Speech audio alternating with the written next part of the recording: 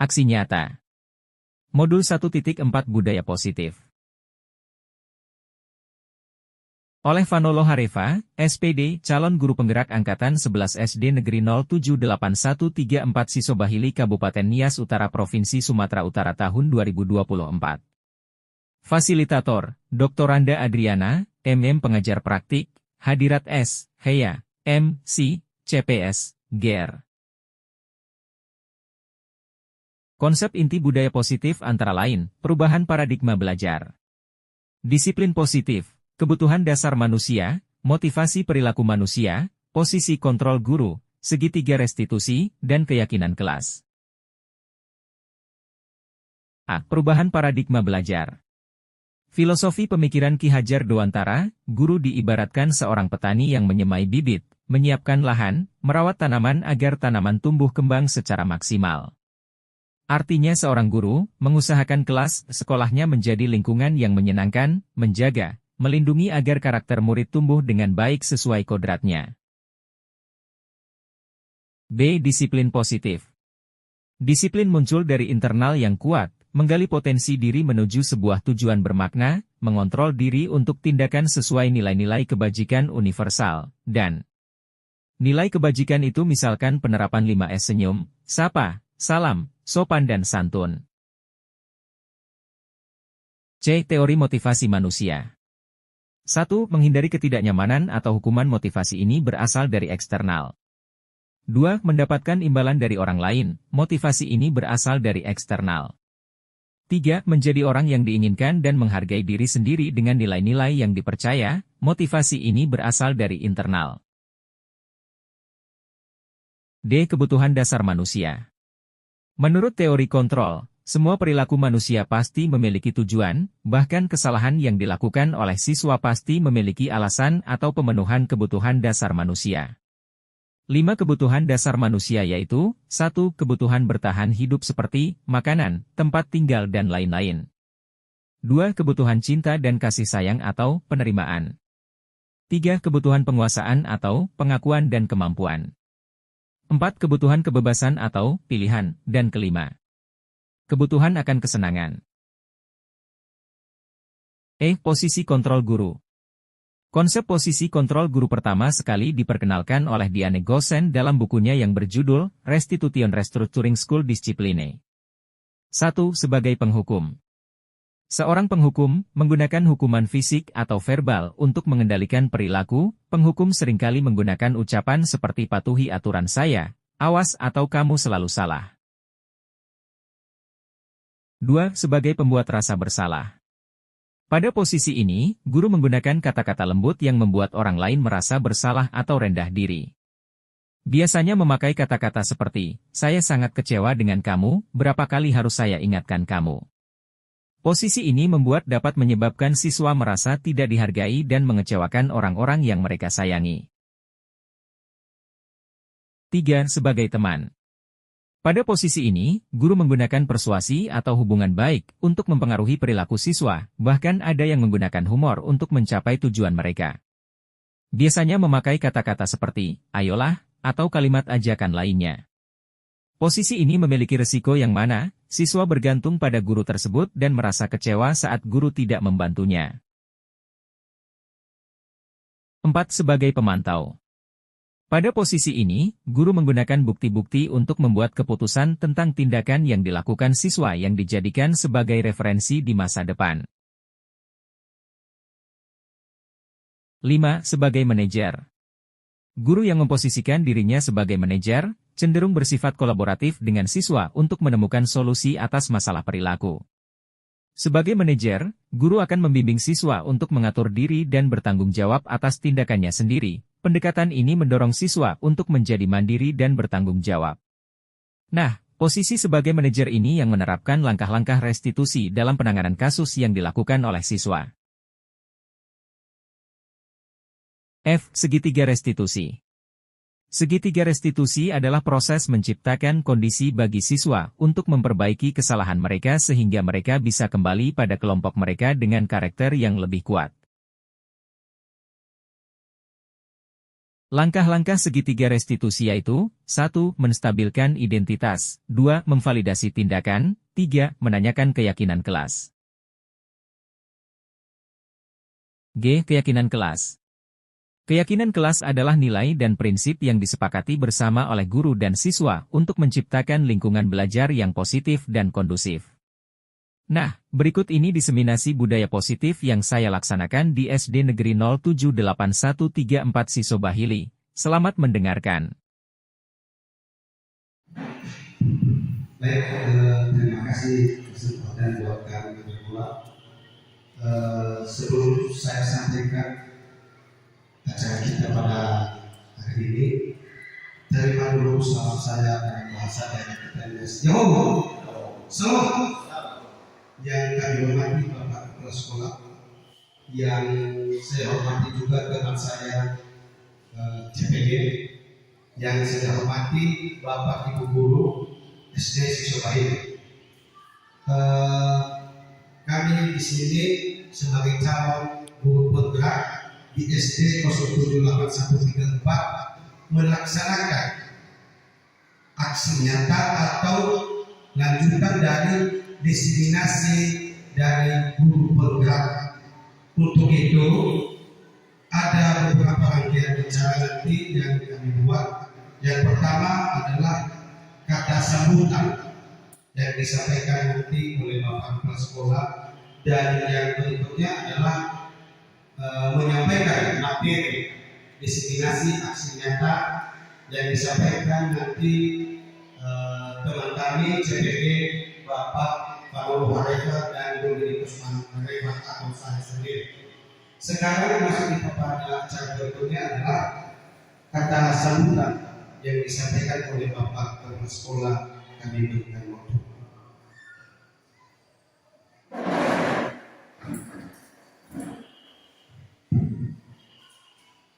Baik, terima kasih kesempatan untuk memberikan kepada kami. Sebelum saya melanjutkan kata sambutan pada pertemuan kita pagi hari ini, terimalah salam kami dari masyarakat kita Nias. Yahoo. Yang pertama saya hormati Pak Guru Sisobahili, yang saya hormati juga kedua Bapak Guru yang penggerak khususnya di Sisobahili dan seluruh hadirin yang telah berkumpul pada saat ini.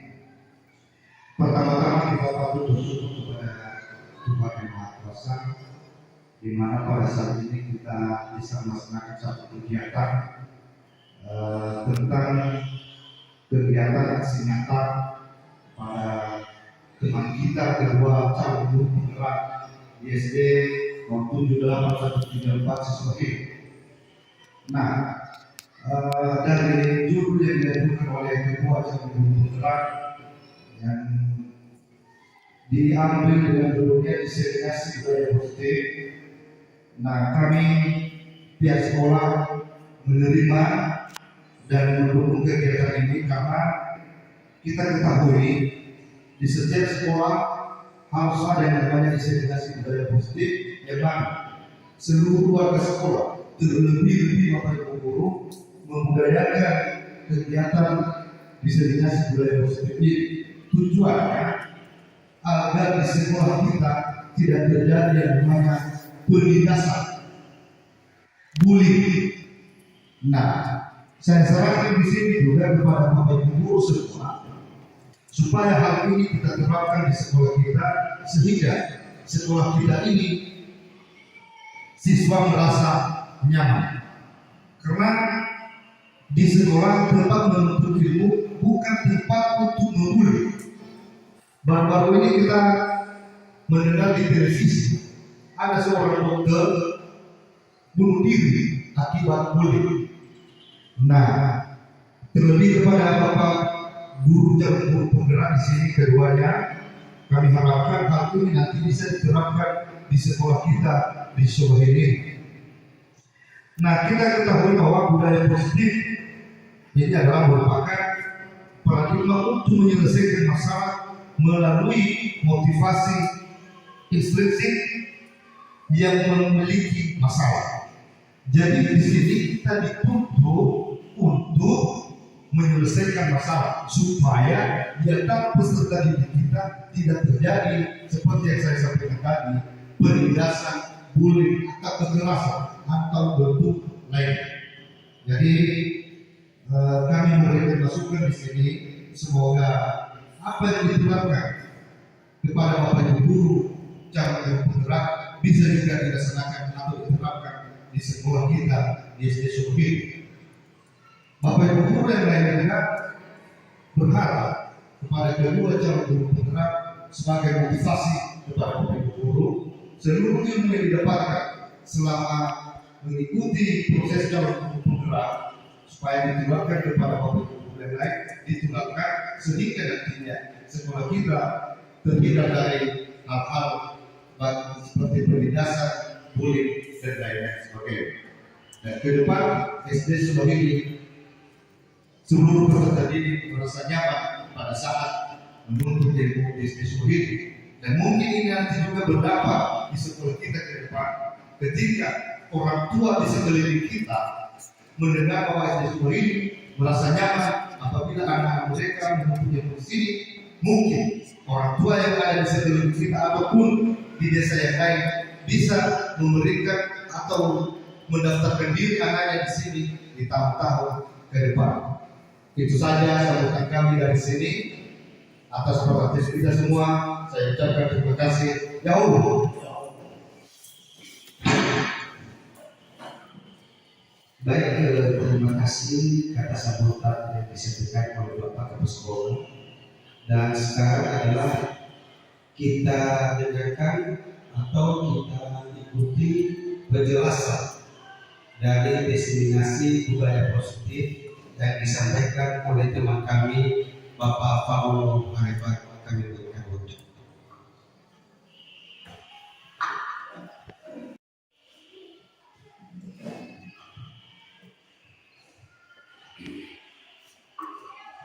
Baik, terima kasih kesempatan yang diberikan kepada saya oleh teman saya.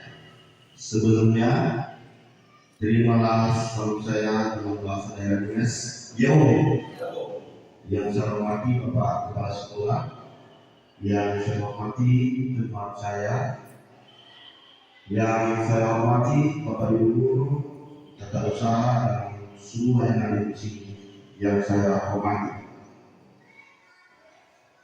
Pada saat ini saya akan berbagi atau diseminasi budaya positif sesuai dengan apa yang saya pelajari dalam pendidikan guru penggerak selama ini. Sebelumnya, pertama-tama perkenalkan nama saya Paulo Arifat, mungkin Bapak Ibu tidak asing lagi. Namun kami ini berdua mengikuti pendidikan guru penggerak pada angkatan 11 di tahun 2024. Pertama-tama Pak Ibu latar belakang pelaksanaan ini, yaitu guru penggerak merupakan program pendidikan dari pemerintah untuk meningkatkan kompetensi guru. Hadirnya guru penggerak diharapkan mampu menggerakkan komunitas belajar. Prinsip guru penggerak mendorong peningkatan kualitas pendidikan di sekolah dan di luar sekolah, yang artinya kita meningkatkan kompetensi kita sebagai guru melalui banyak. Jadi kita boleh belajar melalui YouTube pun sudah salah satu peningkatan. Apalagi yang namanya termasuk pendidikan seperti pendidikan guru penggerak ini. Nah, tentu pemerintah juga berharap kepada kami bisa menggerakkan semua komunitas. Artinya termasuk komunitas di sekolah kita ini. Kita tahu bahwa di komunitas sekolah kita ini ada beberapa unsur dari komite, orang tua siswa, guru, kepala sekolah, teman sejawat dan lain sebagainya. Tentu kami juga berupaya semaksimal mungkin apa yang bisa kami gerakkan mudah-mudahan ke depan Bapak Ibu juga bisa tergerak.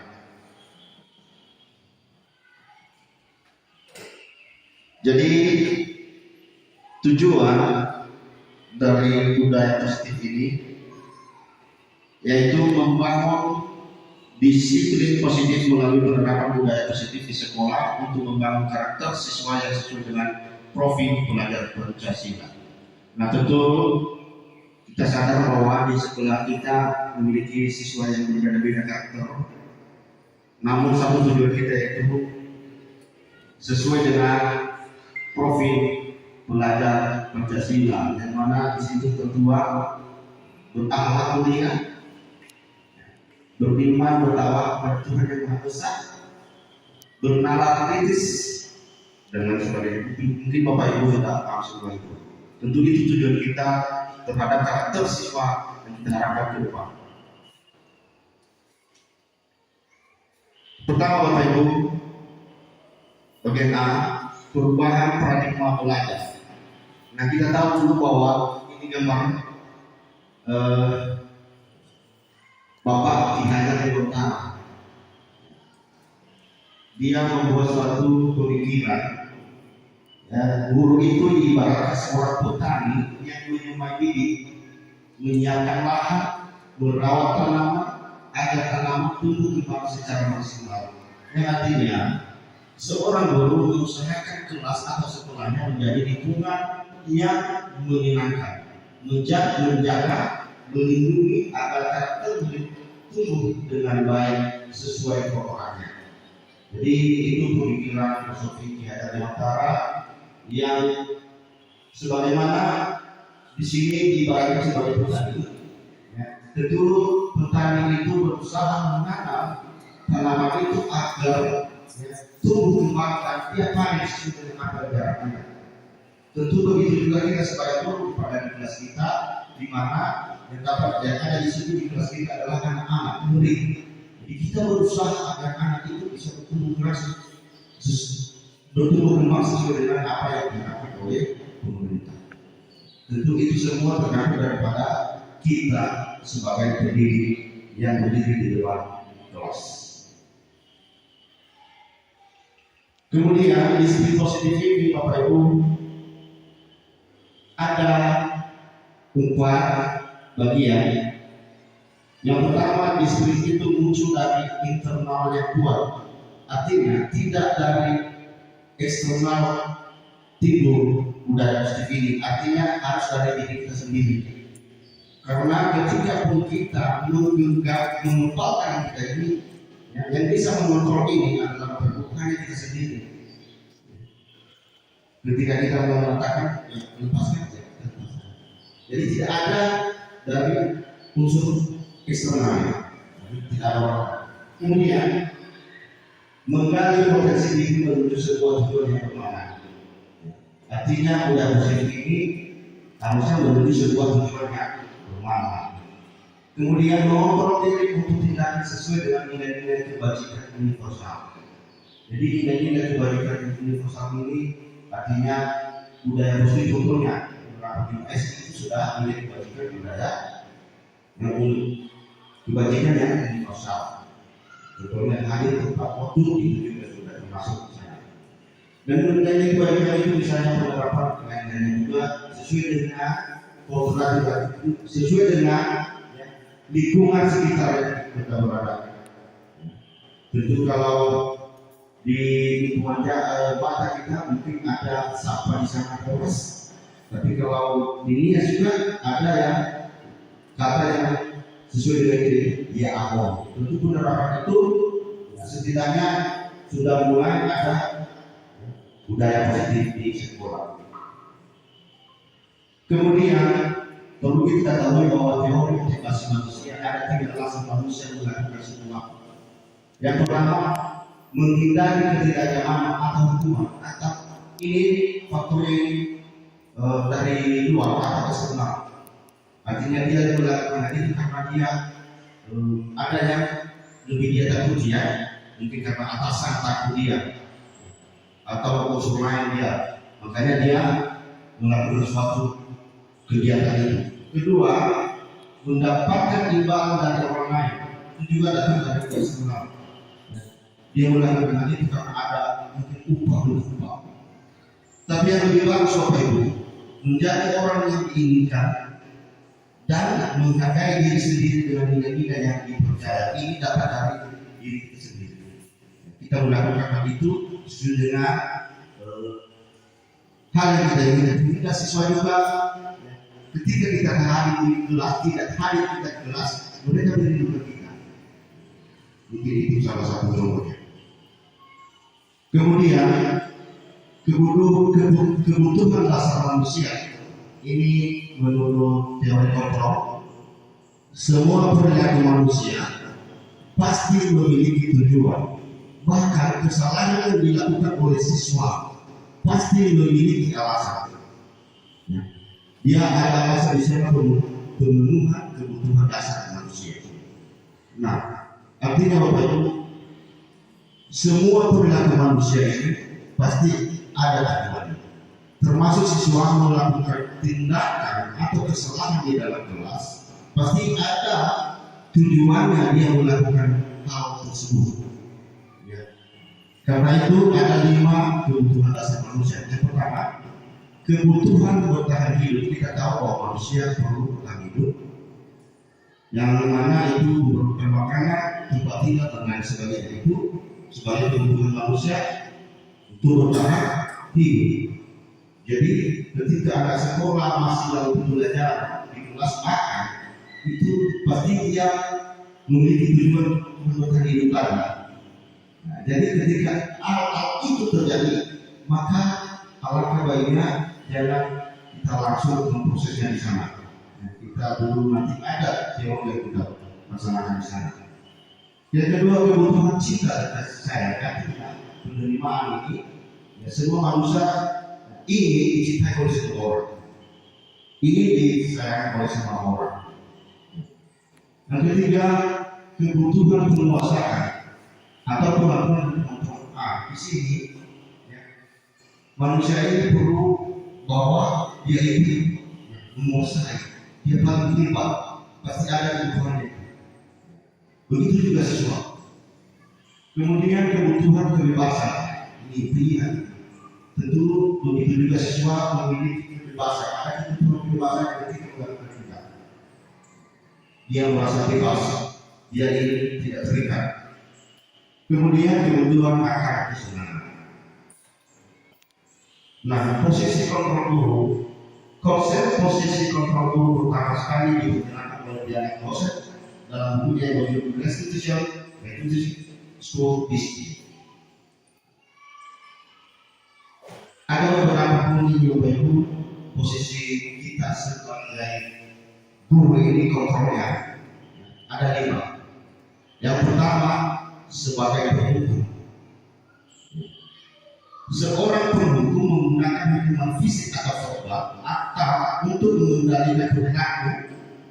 Penghukum seringkali menggunakan ucapan seperti patuhi aturan saya, awas, atau kamu selalu salah. Nah, ini posisi kontrol sebagai guru ini, posisi sebagai penghukum. Artinya pada posisi ini juga ketika kita melakukan hal ini, pasti kata-kata amarah yang kita keluarkan kepada peserta murid. Jangankan itu Bapak Ibu, ketika kita memberikan juga berdasarkan teori, ketika kita memberikan suatu himbauan kepada atau bentuk barang kepada siswa, ya. Jadi itu sudah termasuk hukuman. Kenapa? Karena menurut teori bahwa pemberian hadiah kepada siswa itu termasuk hukuman karena tidak bertahan lama, tidak setiap saat kita memberikan hadiah kepada peserta didik. Tentu suatu saat nanti dia akan bosan kepada bapak. Dan juga teman-teman yang lainnya pasti merasa cemburu. Jadi itu alasannya. Yang kedua, Bapak Ibu, sebagai pembuat rasa bersalah. Posisi ini guru menggunakan kata-kata lembut yang membuat orang lain merasa bersalah atau rendah diri. Biasanya memakai kata-kata seperti saya sangat suka dengan kamu. Berapa kali harus saya ingatkan kamu? Jadi posisi ini membuat apa? Menyebabkan siswa merasa tidak dihargai dan mengecewakan orang-orang yang mereka sayangi. Nah, tentu posisi ini biasanya dia melakukan ini karena mungkin begini. Nah, nanti bapak kepala sekolah dimarahin saya. Kalau tidak saya berbuat begitu. Itu. Yang ketiga, sebagai teman. Posisi sebagai teman, guru menggunakan persuasi atau hubungan baik dengan mempengaruhi perilaku siswa. Bahkan ada yang menggunakan humor untuk mencapai tujuan mereka.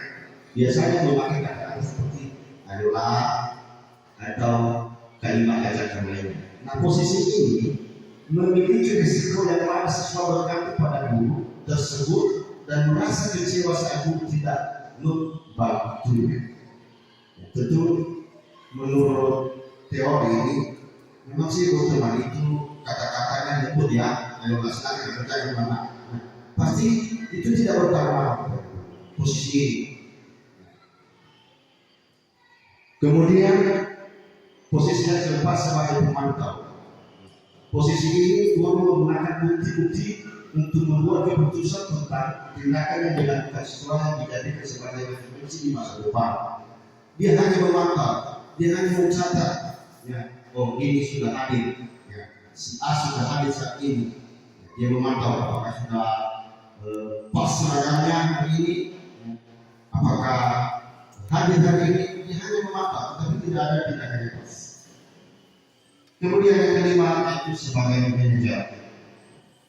Guru yang memposisikan diri sebagai manajer cenderung bersifat kolaboratif dengan siswa untuk menemukan solusi atas masalah perilaku.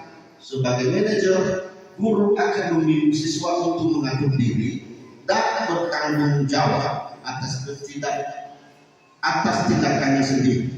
Pendekatan ini mendorong siswa untuk menjadi mandiri dan bertanggung jawab. Nah, posisi sebagai manajer ini, Bapak Ibu, inilah posisi yang menerapkan langkah-langkah restitusi dalam penanganan kasus yang dilakukan oleh siswa. Apa sih posisi? Apa sih segitiga restitusi itu? Tentu ini penjelasan awal. Segitiga restitusi adalah proses menciptakan kondisi bagi siswa untuk memperbaiki kesalahan mereka sehingga mereka bisa kembali pada kelompok mereka dengan karakter yang lebih kuat.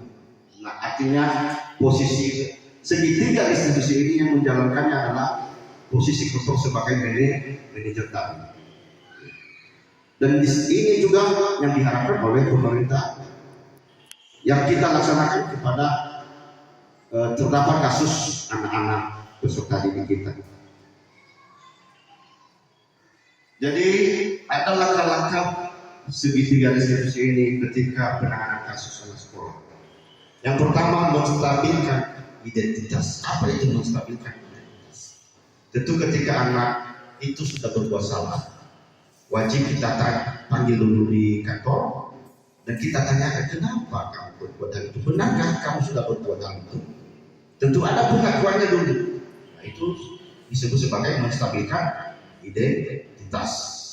Yang kedua, memvalidasi tindakan. Nah, di tahap ini ya, kita mengharapkan siswa dapat memperbaiki kesalahannya dan bertanggung jawab. Contohnya, kalau begitu kan dulu juga Bapak berbuat seperti itu, namun kan hal itu tidak baik. Artinya kita berikan pemahaman bahwa bukan hanya dia yang berbuat begitu, kita menguatkan dia juga.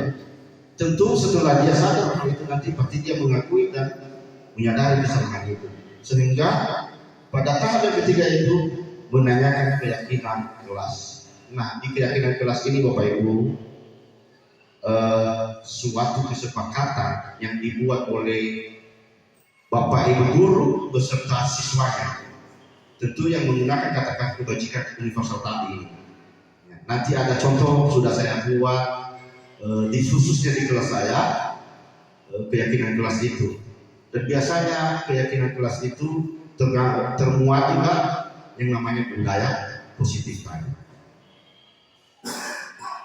Nah, keyakinan kelas adalah nilai-nilai atau prinsip yang disepakati bersama oleh guru dan siswa untuk menciptakan lingkungan belajar yang positif dan kondusif. Tentu sesuai dengan arahan Bapak Kepala Sekolah tadi bahwa kita berharap sekolah itu ke depan nyaman untuk siswa. Jadi alangkah baiknya kita menerapkan juga budaya positif. Ini contoh gambar ketika saya membuat kesepakatan kepada siswa dalam penguatan atau menyepakati keyakinan kelas. Nah, artinya kita mengharapkan semua murid menyampaikan ide.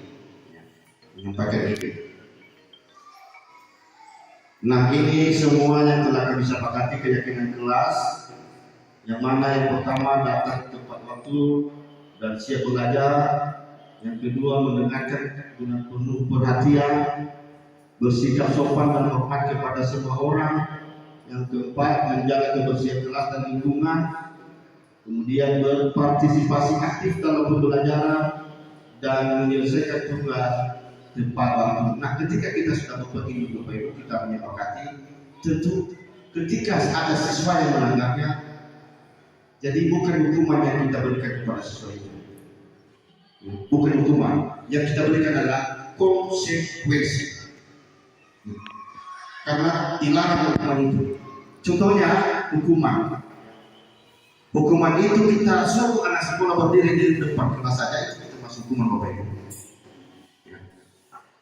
Apalagi kalau kita suruh berlari keliling sekolah, itu sudah hukuman Bapak Ibu. Jadi memberikan juga hadiah tadi sudah hukuman Bapak Ibu. Alangkah baiknya konsekuensi kita terapkan. Contohnya, kalau si A menumpahkan air minum si B contohnya, kita berikan dia konsekuensi, ya, sesuai dengan yang kita sepakati. Nah, untuk menangani penipuan kita lakukan tahap-tahap restitusi tadi, sehingga pada akhirnya dia mengakui kesalahannya dan dia juga bertanggung jawab. Dia contohnya kita konsekuensikan, silakanlah kembali. Nah, itu konsekuensinya. Silakanlah kembali air yang sudah artinya dibersihkan dan kembali ke rumahnya masing-masing. Jadi kira-kira begitu Bapak Ibu. Terakhir ikan hiu, ikan pating, dan demikian terima kasih. Demikian saja, saya ucapkan terima kasih. Yahoo.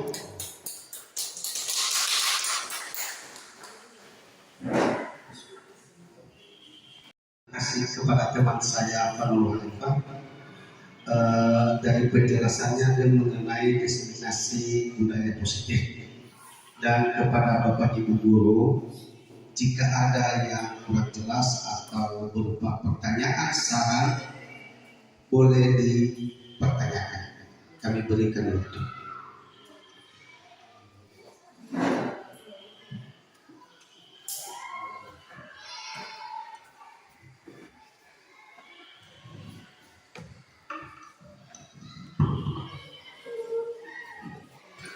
Baik, terima kasih kesempatan yang diberikan kepada kami. Pertama dulu, kami sangat berterima kasih atas penyampaian Bapak Calon Guru Pemkrat atas materi yang barusan disampaikan. Tentu pada kesempatan ini ada beberapa hal yang kami sangat membuat tertarik pada materi yang disampaikan oleh Bapak Fadlul Khalifah. Salah satunya pada saat kita mengajar, kita jangan seolah-olah menggunakan bahasa yang namanya hukuman. Tapi ada tadi penjelasan Bapak, artinya kita menggunakan kata-kata atau untuk dan bentuk konsekuensi. Nah, jadi itu hal baru juga bagi kami. Yang berikut yang kami tanyakan, tadi Bapak jelaskan bahwa jika kita memberikan hukuman kepada siswa, maka hukuman itu bagaimana lagi yang sebenarnya Pak? Jadi demikian juga mungkin ada dari Bapak Ibu silakan. Kami kembalikan kepada Bapak Kapolri. Baik, saya akan coba menanggapi pertanyaan dari Bapak tentang hukuman tadi ya. Sesuai dengan yang saya jelaskan tadi bahwa hukuman itu alangkah baiknya kita hindari dalam pelaksanaannya ya. Karena sesuai dengan posisi guru tadi sebagai penghukum itu mungkin tidak diharapkan ya. Yang perlu diharapkan kepada kita adalah sebagai manajer. Alangkah baiknya sebagai manajer yang melaksanakan tahap segitiga restitusi. Nah, hukuman ini biasanya secara tidak sadar kita mungkin sering atau pernah melakukan di kelas. Contohnya saat anak tidak mengerjakan tugas atau terlambat mengerjakan tugas, pasti kita suruh dia berdiri di depan kelas. Hal itu sudah termasuk atau sudah tergolong sebagai hukuman Pak. Atau ketika kita memberikan apresiasi dalam bentuk barang, ya, itu sudah termasuk hukuman. Mengapa? Karena hal itu tidak bertahan lama dan tidak setiap saat kita memberikan hadiah itu kepada siswa. Sehingga suatu saat apabila kita tidak memberikan hadiah kepada dia, pasti dia akan membenci kita dan juga berimbas kepada teman-teman yang lain. Ada cemburu sosial. Oh, udahlah biar aja yang itu menjawab saja. Saya malas. Jadi hukuman ini alangkah baiknya, makanya tadi saya mengatakan bahwa alangkah baiknya supaya kita tidak melaksanakannya di kelas. Jadi mudah-mudahan sesuai dengan yang saya katakan tadi, alangkah baiknya dulu kita membuat suatu keyakinan kelas sehingga kita kaji juga bagaimana konsekuensinya. Jadi setelah itu barulah siswa nanti apa yang tidak dijalankannya maka kita buat sebagai konsekuensi. Jadi begitu penjelasan dari saya Pak. Apakah Bapak sudah bisa berterima ataupun masih tidak? Ya, atas penjelasan dari Bapak, mudah-mudahan bisa kita secara bersama bisa melengkapi dalam melaksanakan. Tapi kembali saya jelaskan supaya ini pertanyaan jelas. Tadi pada penjelasan Bapak yang menjadi pertanyaan saya ini,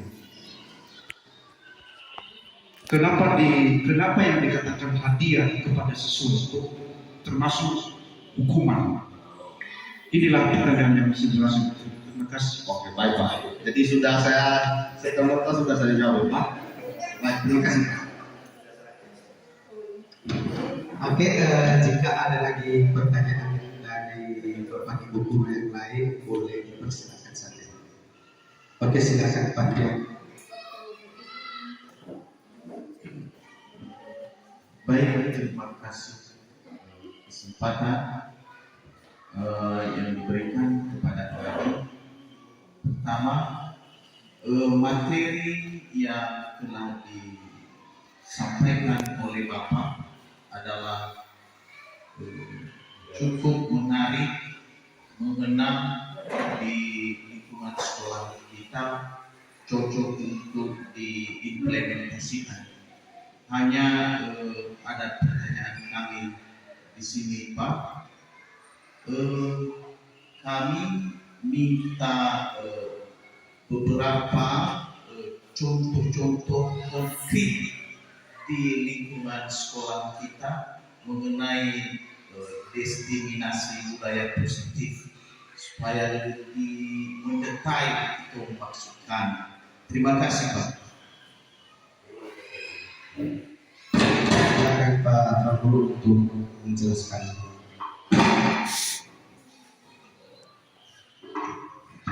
Baik Pak, ini pertanyaan yang sangat bagus. Baik, menurut saya karena mungkin dari penjelasan saya tadi ada satu contoh yang saya sampaikan ya, yaitu penerapan 5S. Nah, sebenarnya Bapak Ibu, budaya positif ini sesuai dengan yang ada di sekitar kita berada. Tentu salah satunya tadi contoh konkretnya yaitu penerapan 5S itu. Sapa, salam, senyum, sopan, santun. Itu salah satunya. Kemudian contohnya Bapak Ibu, di SD kita ini sudah kita rencanakan lagi ibadah awal tahun.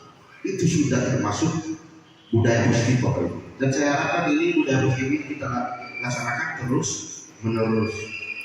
Dan termasuk juga ketika anak sekolah itu ya, harus saling menghargai seperti tadi.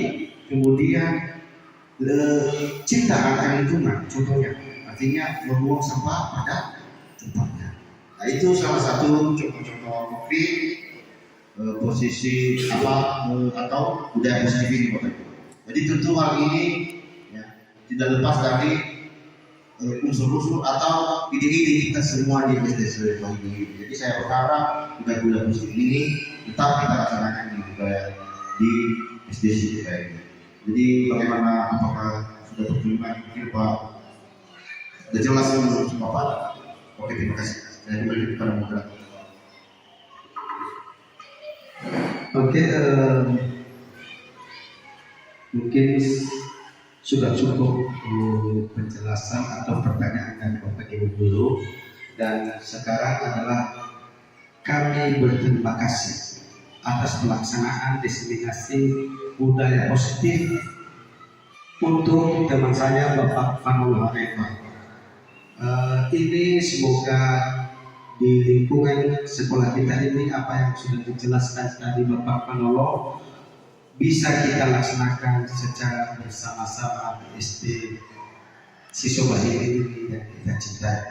Demikian saja, terima salam kami dalam bahasa dari kita Nias. Yahoo!